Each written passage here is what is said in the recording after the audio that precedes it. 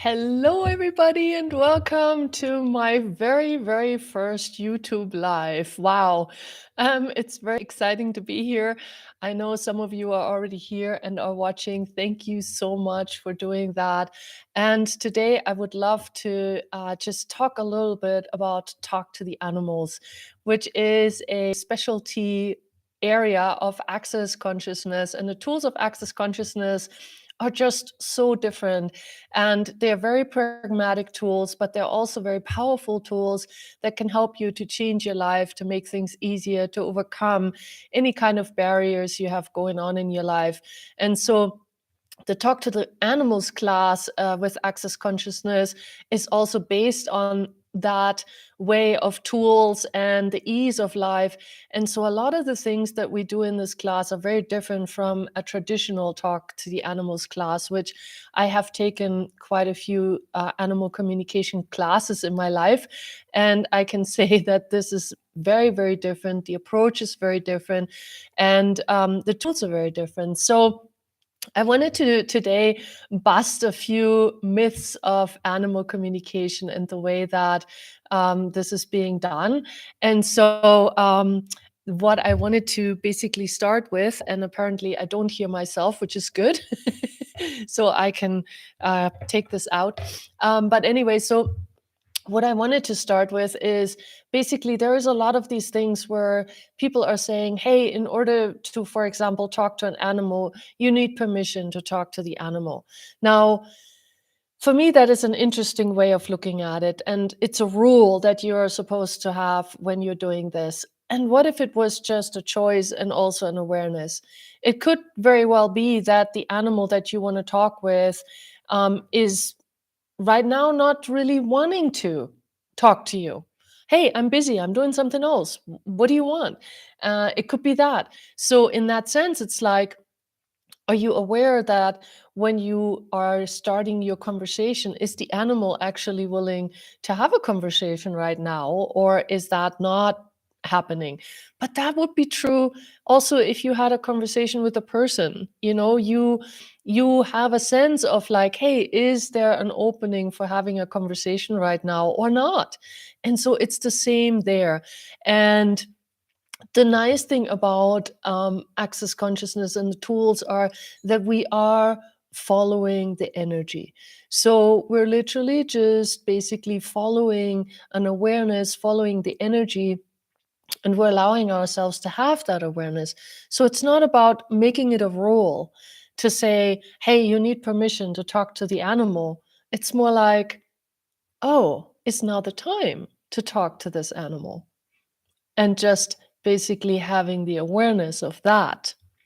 So, and hi, Renske, thank you for being here. And thank you for watching. I appreciate it.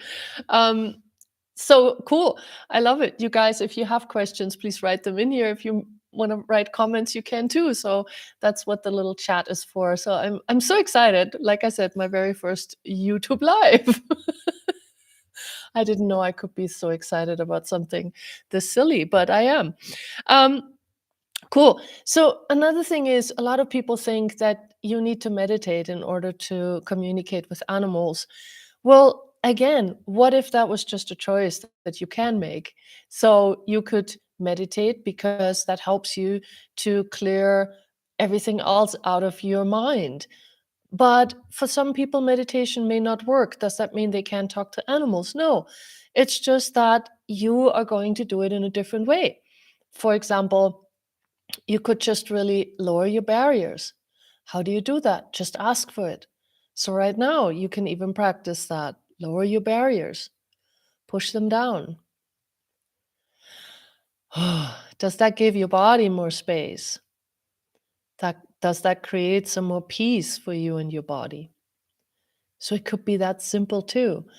So just literally that. Okay, cool.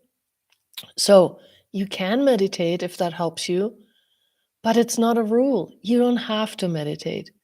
You can light a candle, but you don't have to light a candle. What if all of these things were not necessarily the rules of animal communication, but the different possibilities and choices that you can make to have more ease with communicating with an animal?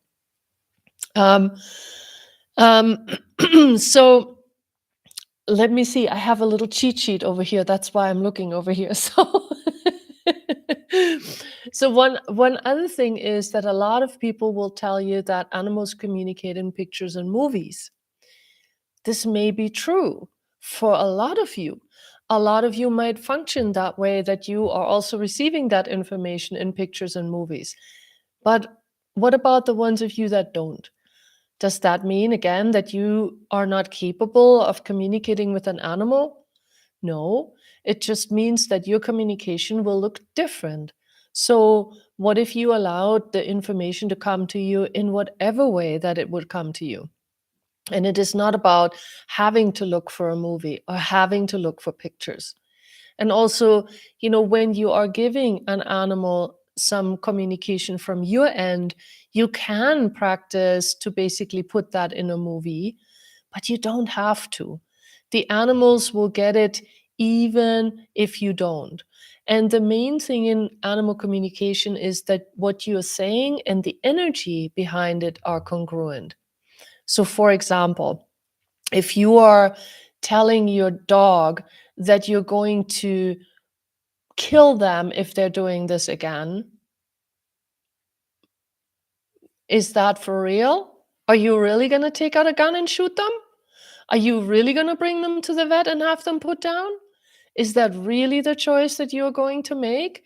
Or is that just something you're saying in the hopes that that will reinforce what you're saying as very important? That energetically will not get there. Even if you are putting that in a picture, the animal will not get it unless you are energetically completely behind it. And then you don't have to put it as a movie or the picture either, because then it arrives there. If you are truly willing to give up your animal, for example, if they're going to keep doing something, if they're then choosing to do that thing, then maybe they're also ready to leave you. Just as a possibility. And of course, it's not always just cut and dry. So we have to also look at what's going on here. What are all the circumstances that are leading to whatever problems you guys are having, if you are having problems and you want to talk about that. But in essence, please look at when you're saying something, is your energy actually with it? And that's also one thing, and I want to talk about that at another time too. But basically, when you are saying something, make sure that you're always saying what you desire to create. Always look for what it is you're desiring to create, not what you're trying to avoid. Because if you yell at your animal to stop barking, they don't know what you actually desire instead. Oh, I want it quiet. Oh, okay. Hey, quiet, please. That has a different energy than stop barking. So everything that is times a gazillion. Will you just join on Creative, please? Thank you. Right and wrong, good and bad, pod and pock, all nine shorts, boys and beyonds. And this, by the way, is the clearing statement with Access Consciousness that allows us to get rid of any limitation. If you want to know more about this sentence, please go to theclearingstatement.com. And there is a very long explanation what all these words mean. But in essence, truly, it is just asking the energy to go back to whatever limitation is there and destroy and uncreate it. Cool. So,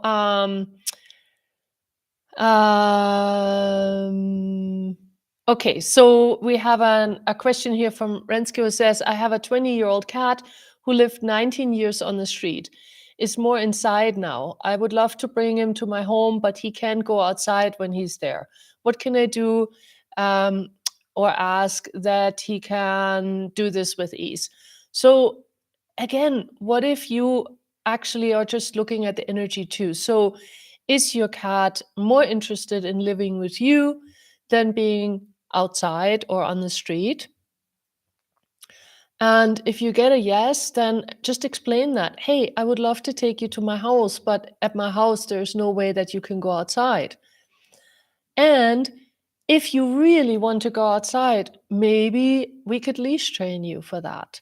But it's not going to be the same thing that it was before. So is that going to work for you? Is it going to work for you to just be an indoor cat? You can ask that question. And if you get an absolute no with that, um, well, actually, I would be surprised if you get an absolute no, because if the cat is really choosing to be with you, a lot of times they already know what the circumstances are in which they are going to live. So this might be a small thing at this point in this cat's life that is easy to deliver. So just also don't see yourself as, oh, I'm robbing my cat of its freedom, or I'm taking something away from my animal when I'm doing this. What if you actually are a contribution to this animal, and that's why this animal is with you now? Cool. So everything that brings up times a gazillion, will you just join on creative, please? Right and wrong, good and bad, pot and pock, all nine shorts, boys and beyonds. Um, so, and then Ellie is asking, hello, Susie, our cat Louis has got an operation tomorrow to remove his kidney. It's cystic. We asked him if this creates a greater future for him. I hope I got the right info. And do you have a question for me, please? So, Ellie, did you get the correct information for the body? Yes or no? And just go with whatever comes first, whatever is light, whatever just wants to blurt out. That is usually the energy that is also what's right there. And please ask the body of the cat. And so if you're not sure, did you ask the body? So is this operation okay for you? Yes or no? So cool. Wonderful. Um, thank you guys for your questions. Really. So the next thing I want to say is so in terms of yeah, being do you have to be with the animal in order to talk to them? No, you don't have to be with them, but you could be with them. And sometimes, actually, and this is another one of those myths, does the animal have to react to the conversation that you're having with them? Do they have to give you signs that they have received the communication? Yes or no? It is really, again, one of those things where it doesn't have to be, but it can be. I've had some incredible confirmations of animals that we talked to that really were telling us, yes, this is correct. You are on the right track. This is what we're talking about. Absolutely true. And I've had animals that were just completely just laying there relaxed, no sign whatsoever, not even a looking at you or anything. So the animal doesn't have to look you in the eye when you are talking to them. That's so different from us people. We see it often as an insult if we don't look at each other when we're talking. Animals don't care. They don't have that point of view. As a matter of fact, we as the predator oftentimes staring at them, and especially when we're now trying to have a conversation and we're focusing on them, could be harder on them, energetically speaking. So even when you are looking at them, have a soft focus. What does that mean? Widen your awareness, widen your view. Don't try and like narrow it down and stare at them, but really have that sense of seeing everything that is in your vision. And so you're not confronting them with an energy and with staring at them. Because as a predator, when we stare at something really hard, that oftentimes means we're looking at it to eat it. Now, our pets, of course, know that we are not eating them right then and there when we're staring at them.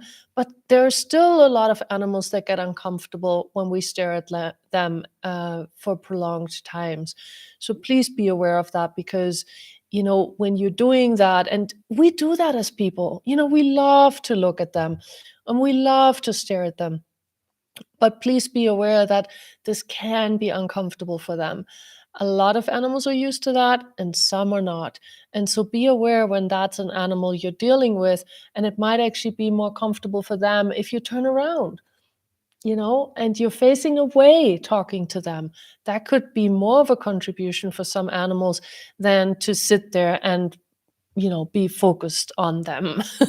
By the way, this whole focusing thing, forget about it. It doesn't work, not even with other things. This whole focusing thing is a really interesting thing we learn in school, but you are having a much harder life when you're trying to focus. You do much better having 10, 15, 20 things in your awareness than trying to just pick one. So, everywhere in your life where you've been trying to just pick one and focus on it so you get it right, will you just try and uncreate that, please? Times a gazillion, right and wrong, good and bad, pod and pock, all nine shorts, boys and beyonds. Cool. So, Renske is saying, yes, thank you. He chose for me. That's clear. Couldn't touch him before, and now he's asking to be touched. A great guy. So, yeah, so wonderful. Thank you. That is awesome. And Ellie is saying, it is okay for his body. He has no point of view about this. Okay, great. So, yay. So go for it, and then also when you do go to the vet with your animal and you're having an operation go on, just basically energetically speaking, be connected to your animal the whole time. A lot of times when we are doing something like this, we energetically withdraw ourselves. We kind of pull back. Don't pull back. Be aggressively present, meaning make an effort to be present, be there. Don't shy away, even if it seems a bit uncomfortable or if it seems like, oh, I don't really want to do that. Stay there. Stay present with your animal throughout the operation. It will be greatly of assistance to them and their body if you have your energy involved. And basically you stay there energetically and contribute to their body the whole time. So that would be another suggestion I would have for you, Ellie. So, and thank you for the question. Cool. So what other thing? So yay. Look at that. I've already covered pretty much all of the things that I wanted to talk about today. And this is not about being like a long, oops, sorry, should have shut that off. This is not about being a long class or anything like that. This is just about a few little tips and tricks for animal communication. And I will do a few more of those. So tomorrow I will do it in German. And then the day after that, I will have another one in English. Same time, different link. Wherever you found this link, hopefully we will post it for you again and you'll find it again. And you can join me again at that time. So thank you so much, everyone, for watching. I really appreciate it. And please enjoy your animals and please enjoy the time that you have with them. Don't think about the future of them dying one day and how dreadful that is. No, just enjoy every day. And please also know you do know what they're communicating. A lot of times it's just that we're doubting it and we go into this weird space of, oh, I don't know. Is it true? Is it not true? And we go into the thinking mode instead of really just being present with it and trusting what we're receiving from them. And they will let you know if you're constantly off, they will let you know. So don't worry about that part. For the most part, it is much easier than we think. And I say think because thinking is what gets in the way of awareness. So please be aware. Please stop thinking. So thanks again. And thanks for all your comments. And we'll see you next time. Bye, everybody.